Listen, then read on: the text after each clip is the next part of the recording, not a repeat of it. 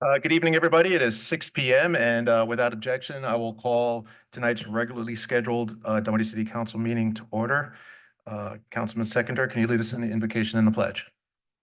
For those who are able, please stand for the Pledge of Allegiance, or the invocation, and then the pledge.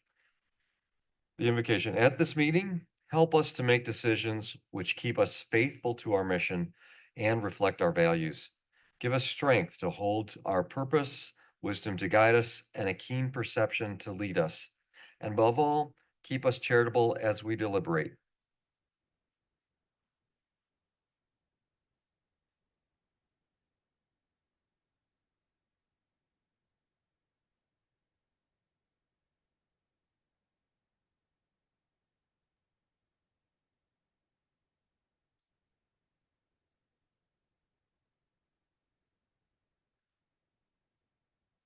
Okay, good evening, everybody. Before we begin tonight's meeting, I would just like to take a moment to acknowledge the absence of Mayor Deutsch tonight. Sadly, she is unable to be here this evening as she mourns the passing of her beloved mother and is sitting Shiva. On behalf of the City Council, the city staff, and the entire Dunwoody community, I want to extend our deepest condolences to Lynn and her family during this difficult time and offer our heartfelt support and comfort. As we proceed with our meeting, let us keep Mayor Deutsch and her family in our thoughts and prayers. May they find the strength and peace in the days ahead.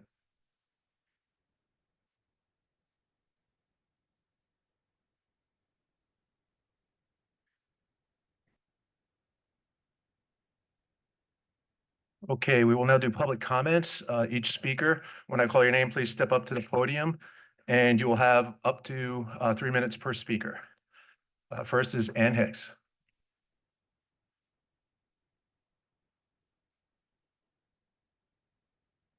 Good evening. Can you guys hear me okay? I don't need to turn this on. Okay. First of all, I just wanted to thank you for recognizing our awesome sustainability heroes a couple weeks ago. They were both really well deserved, and I just wanted to thank you for that. So since I retired last year, I've been focusing a lot on sustainability projects and issues. So I just wanted to let you know that I was also doing a lot at the Community Assistance Center. I was on the board for 7 years and chaired the board for a couple of years, but now I get a chance to do what I call working in the trenches. So I've really gotten to know the operations at CAC, and I continue to be impressed each and every day with the good work that they do. It's really a volunteer-run organization, as you probably know. For example, I coordinate operations fourth Saturdays of each month, and I bring a group of volunteers, about 15 to 17 volunteers each month from Dunwoody Methodist. Temple Emmanuel staff second Saturdays, and then we have different congregations on the other two that split operations. So I wanted to let you know also that they have an excellent career center now at CAC, which is fairly new, about 5 years old. And it's very impressive. We help our clients, and actually it's open to low-income folks in general, not just folks within Sandy Springs and Dunwoody. But I help clients with their resumes, really just get to that next level of self-sufficiency, which is part of CAC's mission.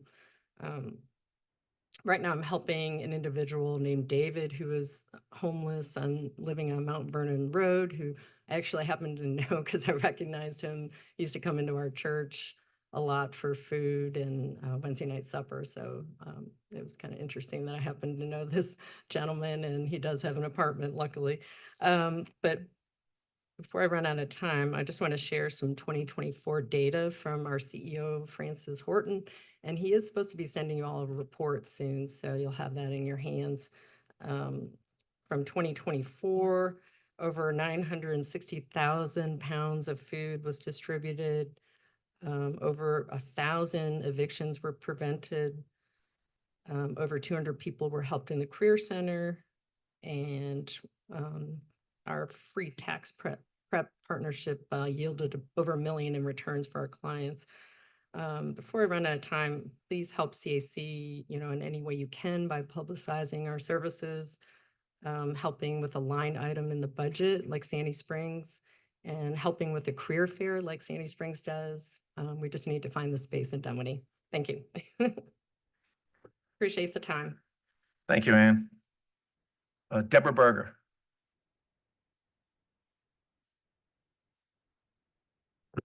Hi, I'm Deborah Berger. Live in Dunwoody North, 4288 Huntington Circle. So on behalf of my Dunwoody neighbors, my family, and myself, I want to thank Mayor Deutsch and you, the city council, for your positive consideration of the ordinance to promote the adoption of rescue animals by prohibiting retail pet sales that depend on puppy mills for their business model. I'd particularly like to commend Mr. Leonhardt for his excellent summary that describes the issue so succinctly and completely. It was in the agenda packet tonight, and it really just gets to all the points of why this is such a good ordinance. In addition, a few months ago, y'all passed an ordinance to prohibit the transient sales of dogs, cats, and pet rabbits. So last week, Governor Kemp signed a statewide law very similar to the ordinance that was in progress for many years. And Dunwoody was way ahead already of the statewide effort, showing a true commitment to reducing the number of homeless pets in our cities. So I'm really here to say just how proud I am to live in a city that shows compassion for our most vulnerable residents, non-human animals, and Dunwoody's going to be joining more than 500 municipalities across the country that have prohibited the retail sale of dogs and cats. So thank you so much. Thank you, Deborah. Zachary Humphreys.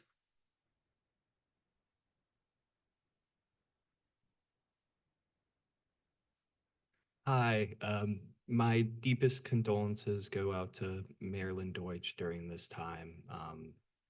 My heart truly goes out to her during this difficult moment. I do want to talk today because that was the main line item about salary raises. I thank the city council for proposing these raises for all of our public employees. The salaries of our public employees, and I've heard especially our police officers, are quite below average. So I thank y'all for proposing to raise them. I like to, the vast majority though of our public employees and our renters, or they are unable to afford to have equity here, even with the assistance for those who live in the city for our officers. It should be a goal of our council to make the median time for our public employees to accumulate enough for a down payment. I believe the median should be 4 years, maybe less, with reasonable financials. I know that is a lofty goal and difficult, but I know one that, our public employees just do so much for the city, and I think that is only fair. And from the anecdotal evidence that I've heard, it is quite difficult for them to accumulate enough for a down payment here. I will say though, as an economist, I am a trained economist. I do tell our public employees to save that money that could be given to you today, which I hope is passed. Taxes will be raised. Right now the current rumors are that it will affect them too as renters. Dunwoody will go bankrupt in, I estimate, about 5 years if nothing is done about the budget. Things will be done about the budget. Our revenues right now are lower than our expenses, and we will be taking out of our reserves. If Dunwoody is to continue to be a city, taxes will need to be raised, or expenses will need to be cut. But who will bear the burden of these taxes and cuts?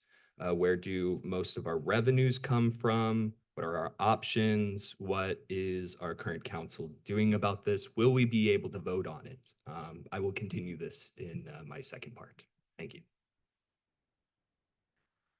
Thank you, Zachary. Ali?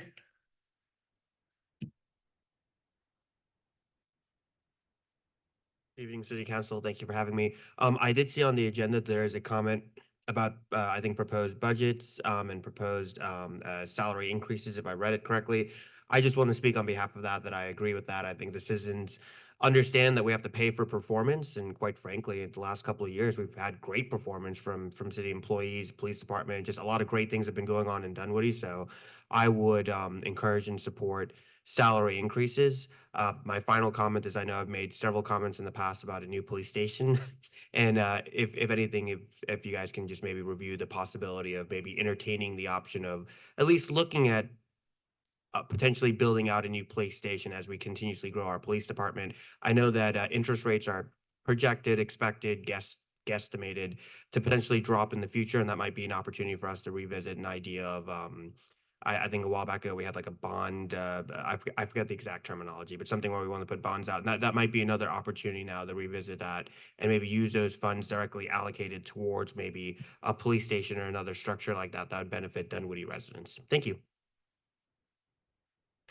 Thank you. That's all the cards I have. So seeing no more interest from the crowd, that concludes the public comment section of our meeting.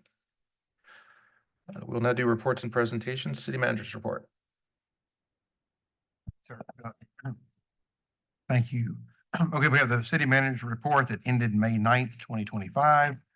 Under parks, we had the ribbon cutting for Reflections, which is the sculpture at Two Bridges Park. That was held on April the 22nd.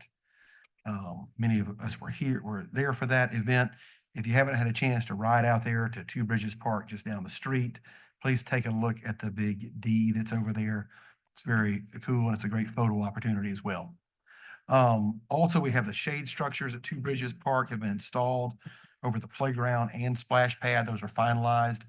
That was a direction that the council wanted to focus on, which are the shade structures for our parks.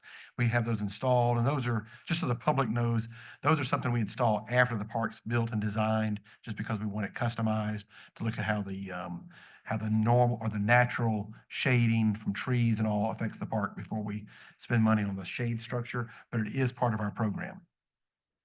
There are many upcoming events, and I'll just kind of point those out within your report. And you know, some of these are just kicking off the summer, Picks in the Park, Grooving on the Green. So please take a look at those. They're also listed on our website as well. Another cool project is the large scale mural that we placed at Brook Run Skate Park for this month for Mental Health Awareness Month. So when you get a chance, also ride by and take a look at that mural. Peachtree Middle School, this is some big news here. Peachtree Middle School football field will be closed May 19th through June 20th for resodding. The track will remain accessible, but the sodding also includes preparation, installation of Bermuda sod, and twice daily monitoring of irrigation and soil moisture to make sure that sod does take effect. We will be regrading the site and also doing intense soil preparation for the sod to take root. Once that's done, we're looking at putting a fence around the field just to better manage usage of that field. We feel that it's been overused, and that has led to some of the destruction of the field. However, we are going to do a better job for here future as a city maintaining the sod once the new sod is put in. Data point, we had 56,700 guests attend Lemonade Days. So that was a great event for the city. Also, we had about 2,100 guests at our first Food Truck Thursday for the year.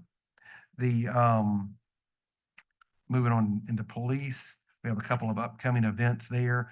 We have Coffee with a Cop, which is tomorrow at Starbucks on Ashford Dunwoody Road, and also Coffee on Donut Shop's event Friday, June the 6th. At the Dunkin' Donuts on Mount Vernon Road. So plan to attend those if you can. These are just coming meet your local officers and no agenda. It's just for the public to meet with. Looking at the workloads and activities, many things to look at throughout the report. There's also a data point link within the report, but I do want to point out again, I haven't spoken about it in quite a while, are the flock cameras.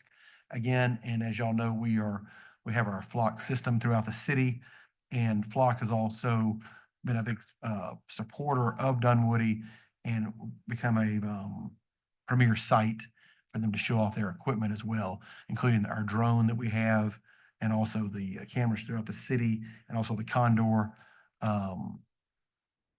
mobile cameras we can put up for certain events.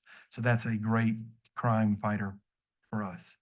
Under the public works, we have paving is completed in the Mayfair neighborhood, and now we'll continue to work in Dunwoody North throughout May.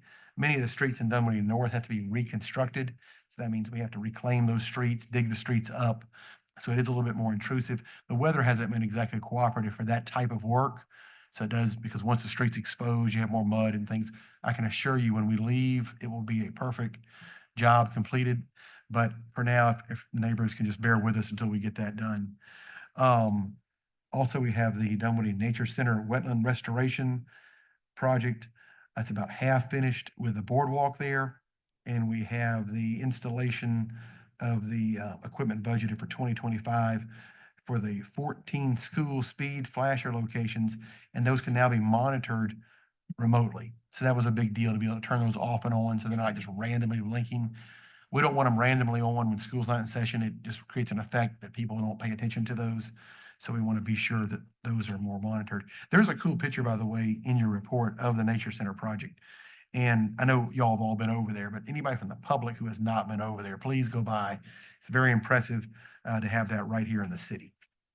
Communications, we're rolling out Dunwoody 101. We call it All Aboard. And that's at the end of this month. We have room for 25 people. And in that, we have, I was told the other day, we've had more than 25 applications. So there will be a process for selection there, but we're looking forward to that. I know that I'm looking forward to it. The staff is, and I'm thinking that will be a nice event from the community.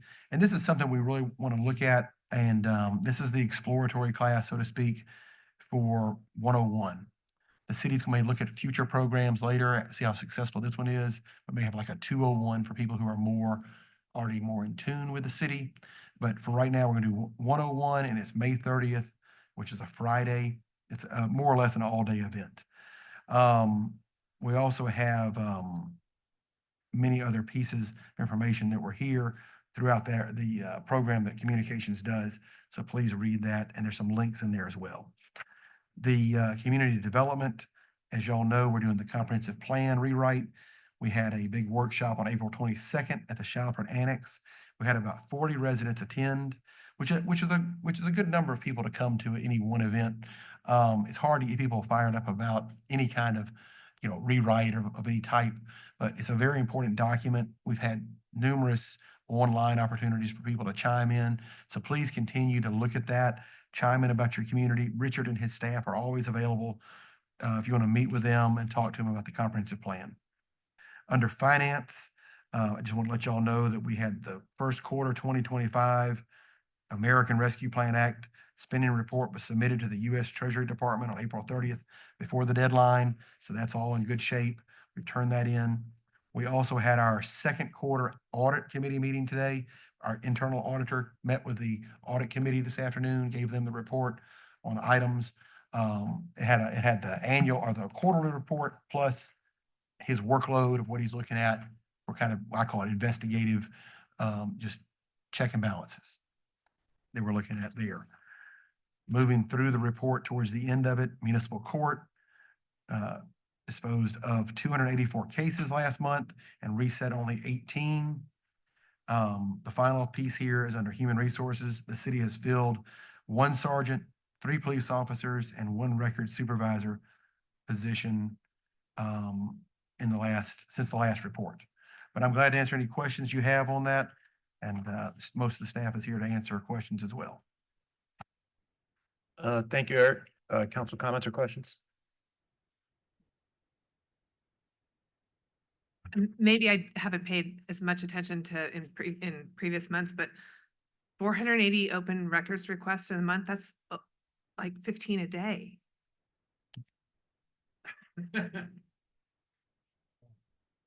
Wow, okay, yeah, that just 15 a day.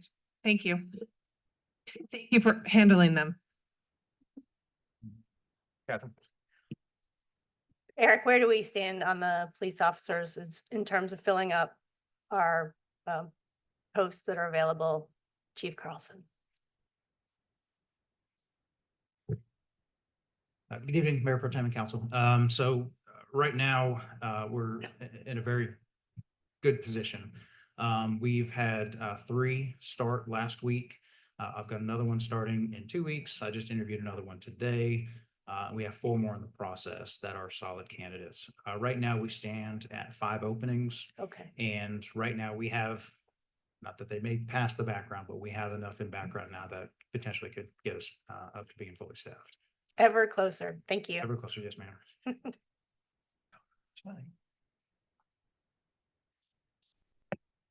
Okay, thank you, Eric. You're welcome. Okay, consent agenda. Move to approve. Second. Moved by Rob, second by Joe. I'll call the vote. All in favor, say aye. Aye. Aye. Any opposed? Passes unanimous.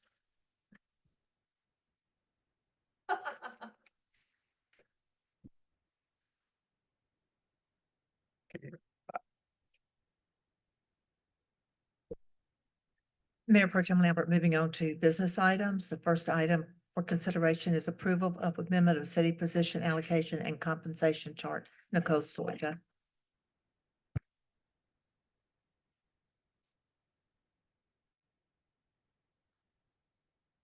Good evening, everyone.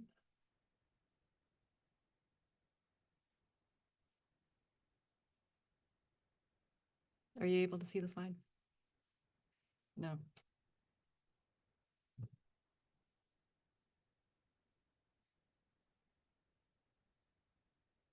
Not yet. Okay. Maybe I'll start talking to you about it. It'll appear. As part of the budget process for this year's budget, you have already approved pay raises for employees, 4.9%, which will be effective July 1st. And best practice is that when we give pay increases, that we also move the salary ranges at the same time so that we don't cause compression.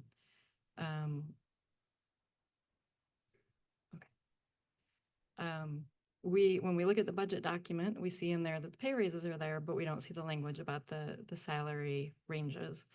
We do understand there was some discussion about that at the time of the budget. But since the language isn't in there, we wanted to bring it forward to you so that you can formally approve for us. Thank you. If you approve of our moving the salary ranges now. So it would match the percent of the increases. It would be 4.9% effective July 1st. And I'll be happy to answer any questions you may have. Thank you, Nicole. Comments or questions? Catherine?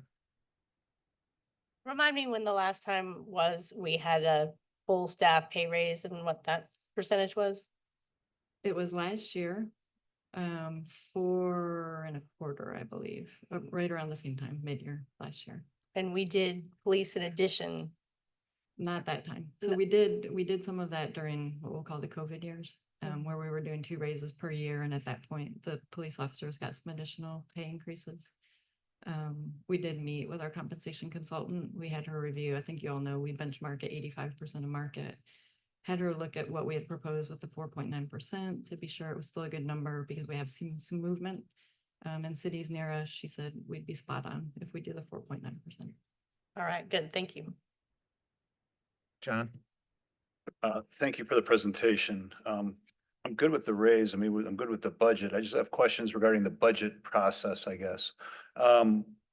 Richard, this might be for you. So you might as well start walking. Please, thank you. I just want to make sure that I understand the budget process. We've budgeted the the raise. But that money was based on what projections? In other words, I know real soon the DeKalb County evaluations are coming out. I mean, almost to the day. When do you expect them? We reached out to DeKalb and said they're gonna try to get to us the week of the 19th next week. They did not Okay. commit to a date. They're still waiting on Georgia Department of Revenue to publish their schedules and then they can publish theirs. What part of our budget is based on any of the projections or the information that's coming out next week? So that is our property tax revenue. That's two of our largest really line item within the general fund revenue will be depending on that, yes. So the money that we are given these raises goes up or down based on that? In other words, we've put money into the 2025 budget based on a hopeful projection of DeKalb valuations going up, down? What did we, besides the raise that we're projecting to give in the budget, what was the increase of the budget based on DeKalb valuations? Approximately 3%, 3.5% is what's included in the 2025 budget. Okay, and what is the best guesstimate on where we think it's gonna come out next week? Based on the preliminary digest that we received from the county, it's up 5.8%. All right, so you think we have enough to cover it? In other words, Correct. the valuations that we hope DeKalb County comes out with and says that our tax revenue is gonna cover above what we've budgeted. We budgeted conservatively. We hoped for a 3%. It's gonna be 5%. So we have enough money to cover these raises. Correct. Thank you. No other questions.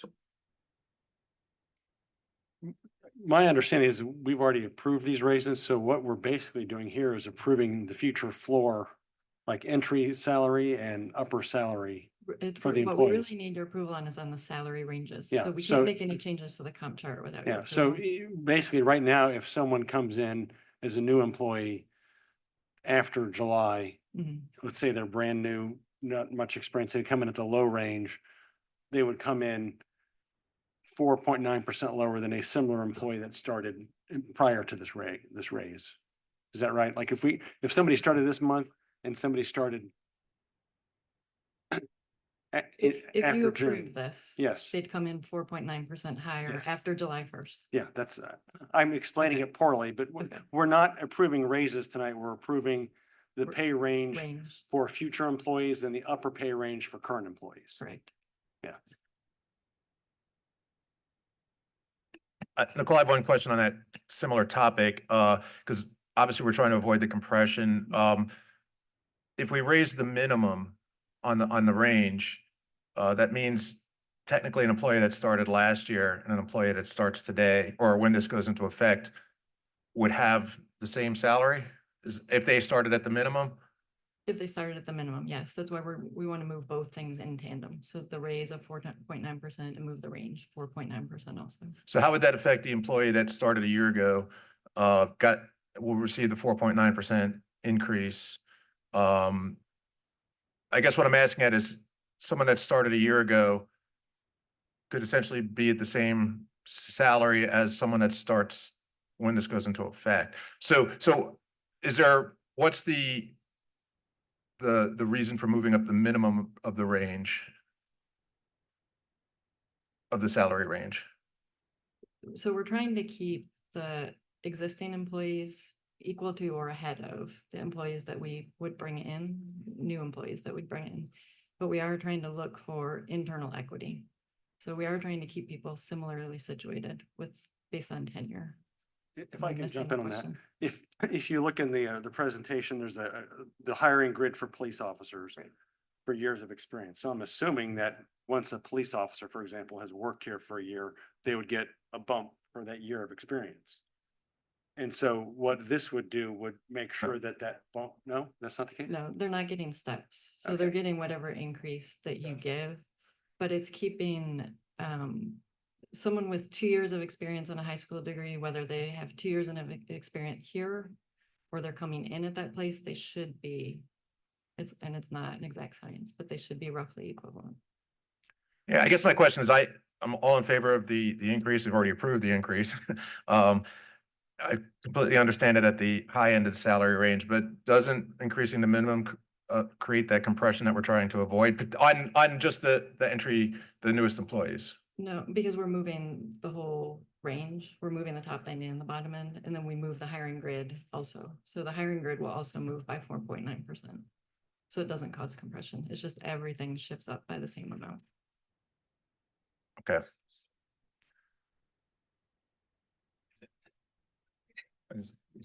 Well, Go ahead.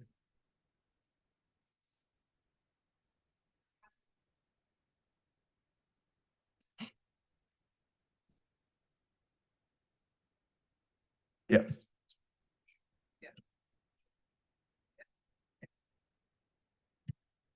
move to approve. Second. Moved by Stacy, second by Joe. I'll call the vote. All in favor, say aye. Aye. Any opposed? That passes unanimous. Thank you, Nicole. Thank you.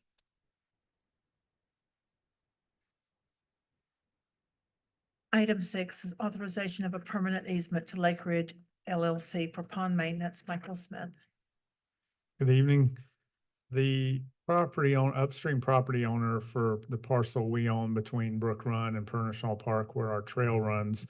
That upstream property owner recently approached the city. They've discovered that the drainage pipe coming out of their pond is failing and they want to repair it. So they requested a right of entry from the city to make that repair. And we've discussed with them, we can grant the right of entry, but we really would like to put a permanent easement in place so that they can continue to maintain the pipe and any other structures associated with that pond, which is the embankment for the pond is partially on or mostly on our city property. So what the request is this evening is for the city council to grant the city manager and city attorney authorization to negotiate that permanent easement so that the adjacent property owner can maintain their pond. And there's an exhibit. It's they're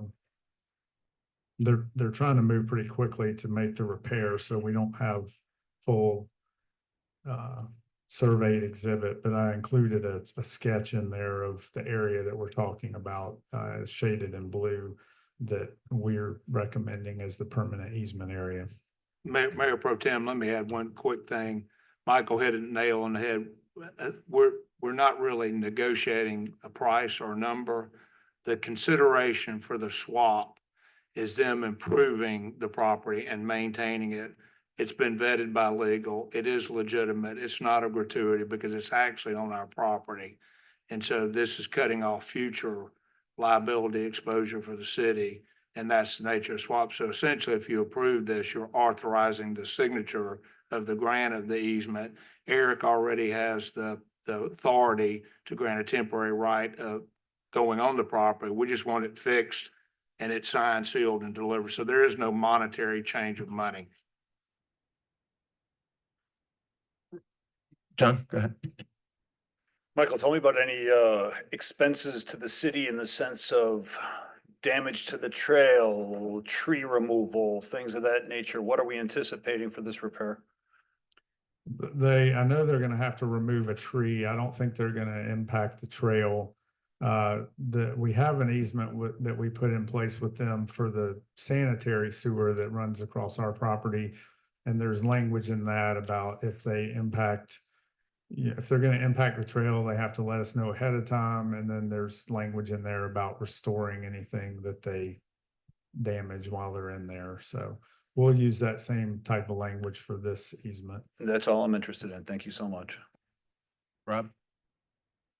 My question is actually about what isn't here. So as we do, for example, a stormwater survey of I forget the basin, it's escaping right now. Have we discovered other instances where it would be useful to provide easement for someone to maintain a stormwater utility that's privately owned but encroaches on city property? I mean, is this something where we need to do kind of a citywide check to see if there's a handful of others we need to cover in addition to this one? There's one other one that I'm familiar with that we're working on right now. Off the top of my head, I can't think of any other cases where somebody else's stormwater runs into the right of way. Most of the time with commercial properties, our stormwater extended service it cuts off at the right of way line. That sounds good. I guess I'm just thinking, I don't want access to be a reason for a stormwater failure of some sort. And so I'm completely fine with this. I was thinking, what else do we need to do? So thank you. Move to approve. Second. Moved by Joe, second by Catherine. I'll call the vote. All in favor, say aye. Aye. Any opposed? That passes unanimous. Moving on to discussion items. You're still on, Michael. All right. Every year we get a set allotment of LMIG money, local maintenance and infrastructure money from the state based on our center line mileage and population. It's a formula funding.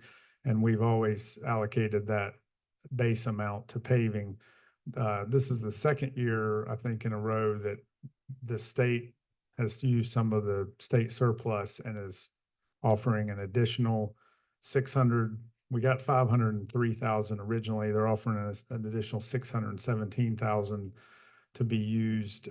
There are some different criteria for using that money. It can't be used on just anything, but the process is we have to apply for those additional funds. And so we're looking for council approval of how we're going to tell Georgia DOT that we would spend the money, and then we'll apply later this month. And so what Public Works is recommending is that we use 350,000 for additional paving. And these are the streets listed are streets that are programmed for 2026, but they're close to where we're working in 2025.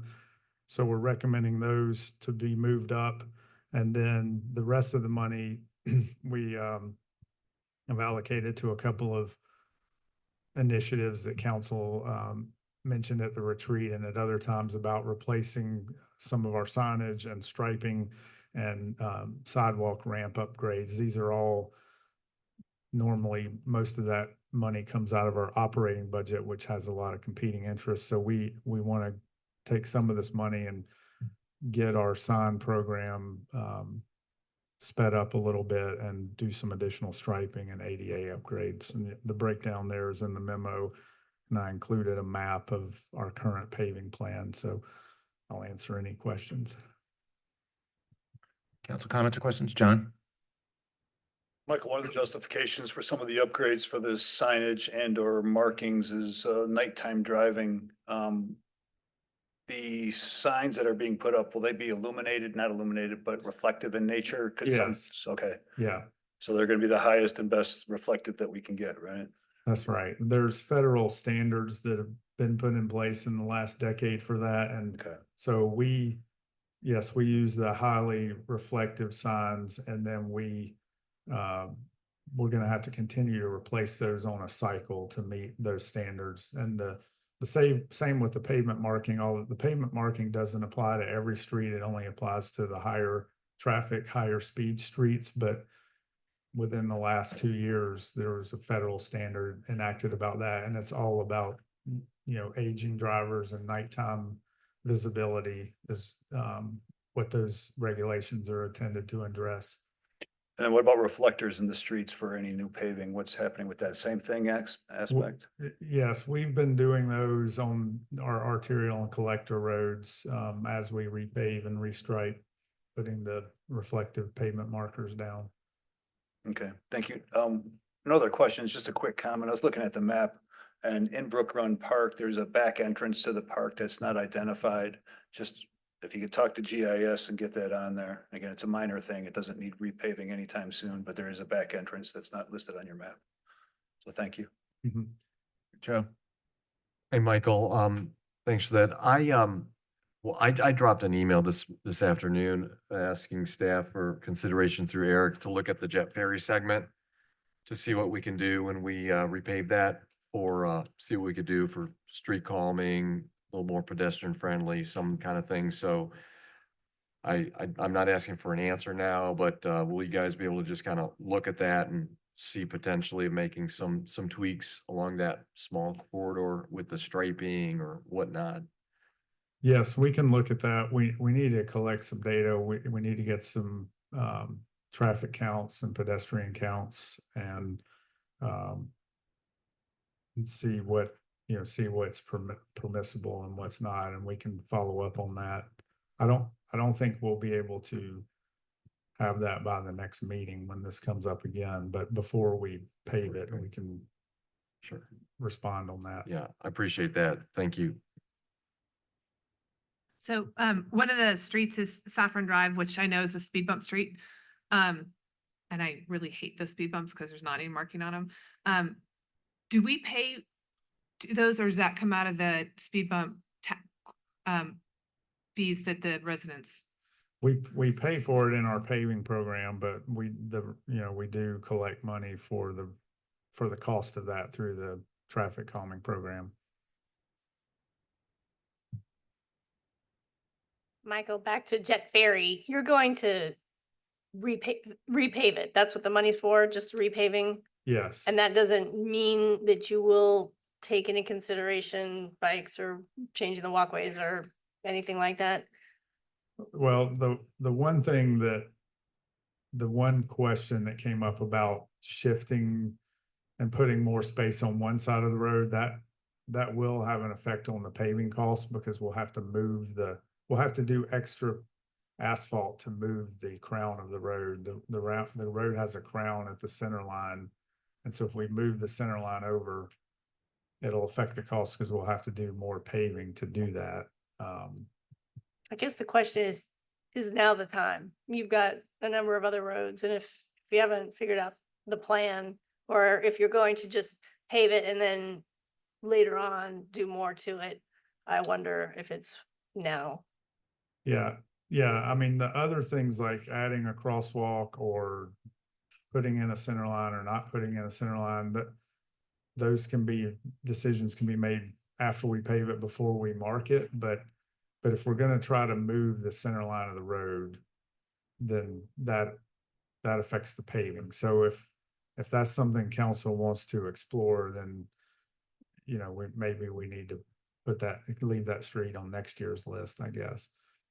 How does that affect the paving if you're just painting the center line?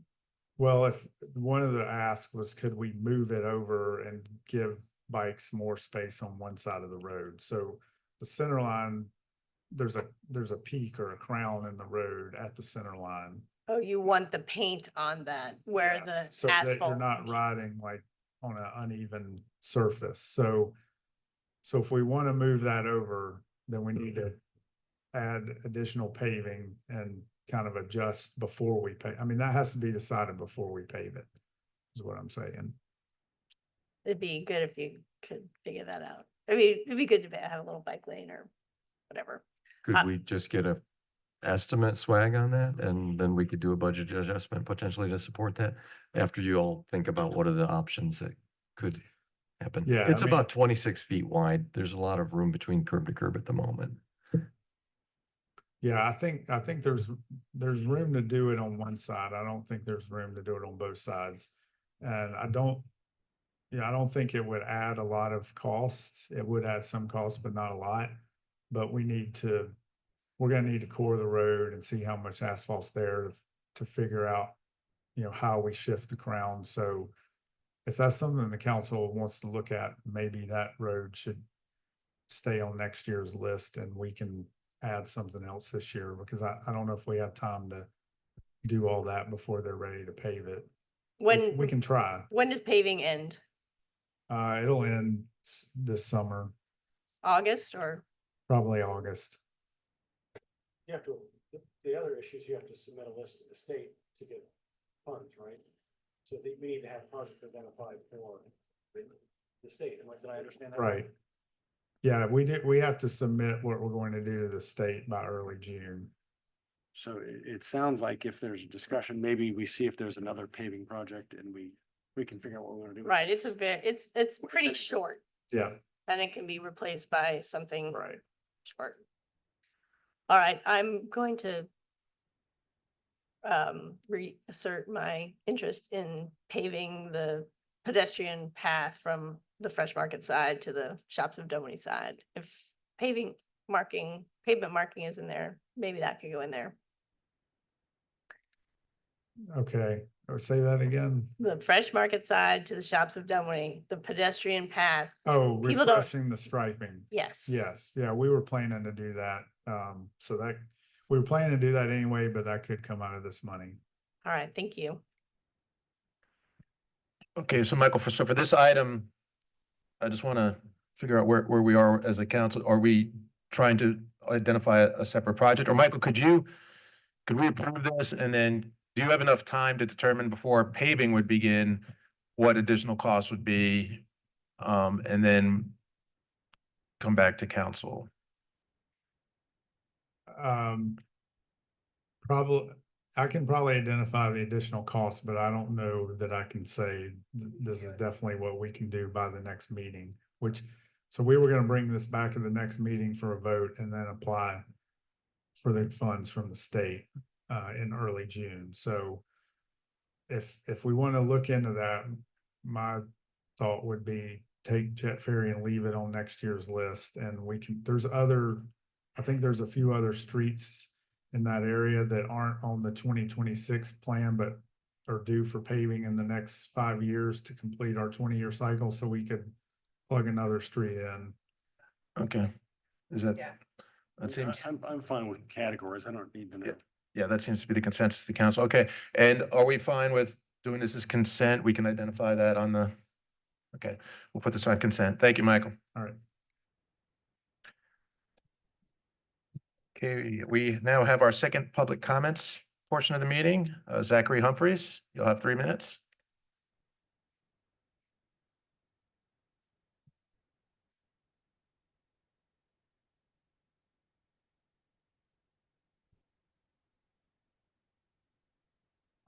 So as kind of previously mentioned, the vast majority of Dunwoody's revenue comes from property taxes.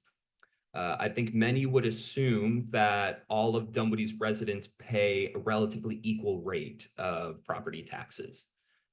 This is just not true practically. The effective rate that renters pay in city property taxes, it's reflected in their monthly rent, is a millage rate of 0.304%. If you are a new home buyer with the 0.01 homestead exemption, your effective millage rate is 0.204.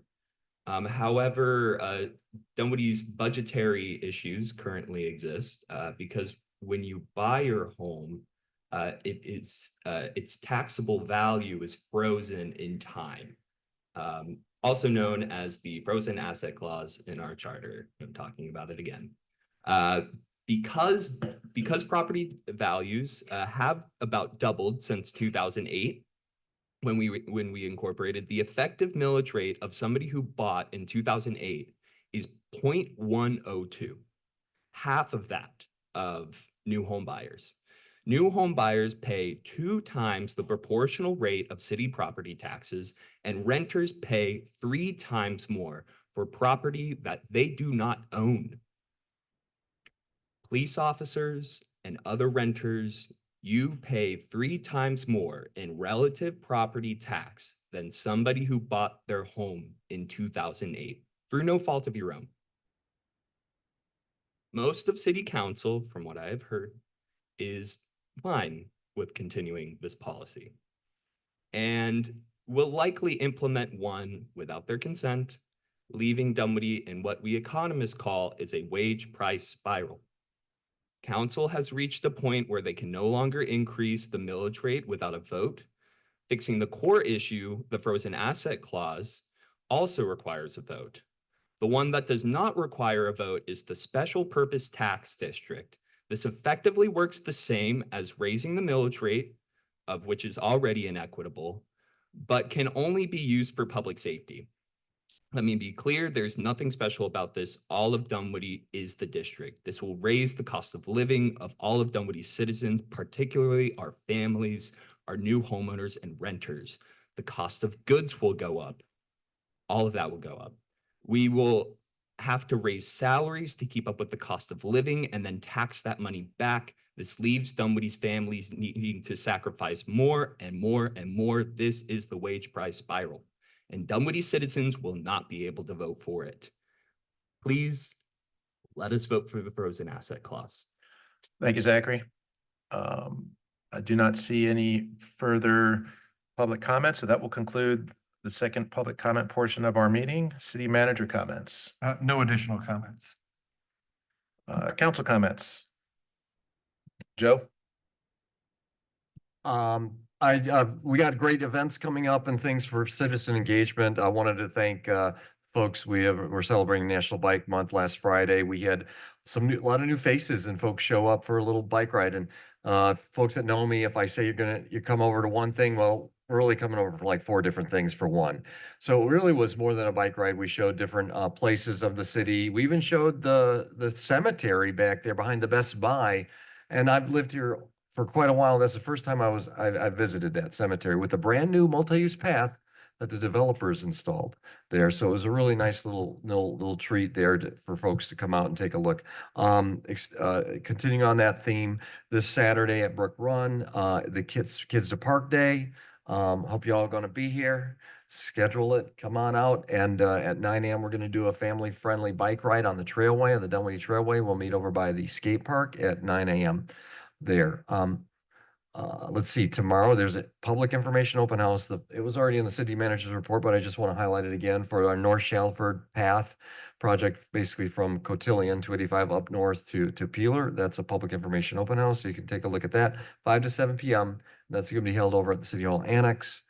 We also have a planning commission meeting tomorrow night regarding potentially 2 new restaurant drive-throughs in the perimeter business district. So again, look at our planning commission meeting. It's being held 6 p.m. tomorrow night right here as well. And then lastly, for those who've served or have not served, but regardless in the service, if you're around for a Memorial Day, Monday, the 26th, so it's not officially Memorial Day, but Monday, the 26th, we'll have a Memorial Day ceremony at Brook Run Park at 10 a.m. with our veterans and members of the greater public. So please join us.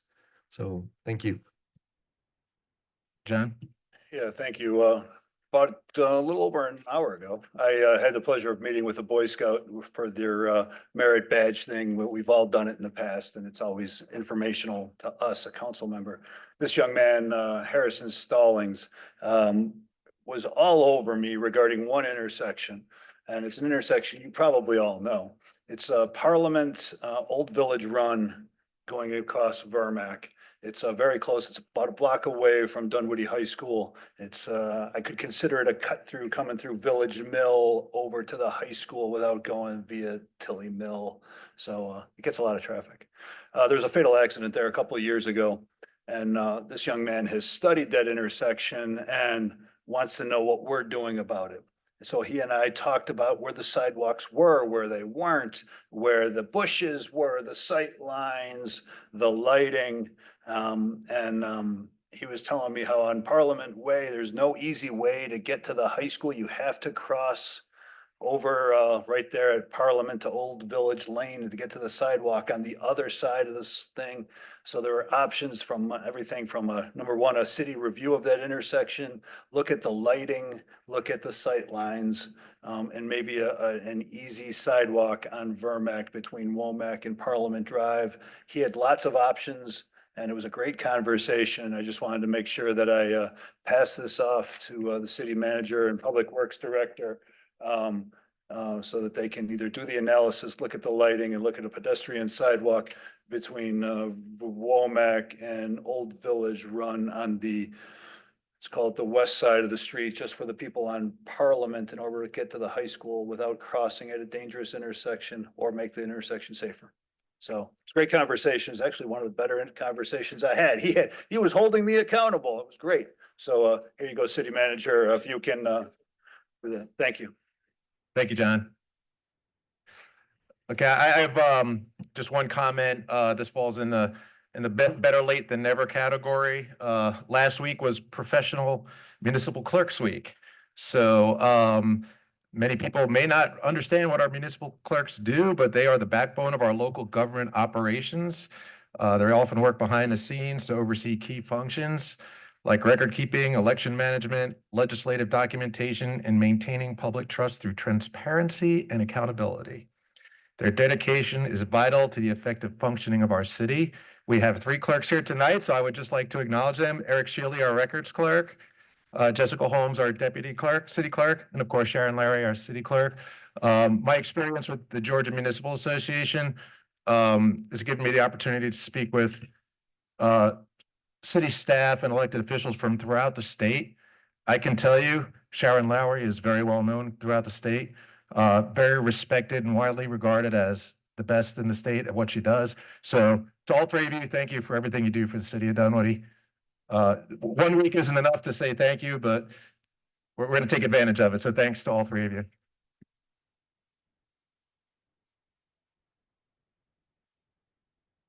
With that, Move to adjourn. Second. moved by Rob, second by John. Any questions? Okay, all in favor? Aye. We stand adjourned. Thank you, everybody.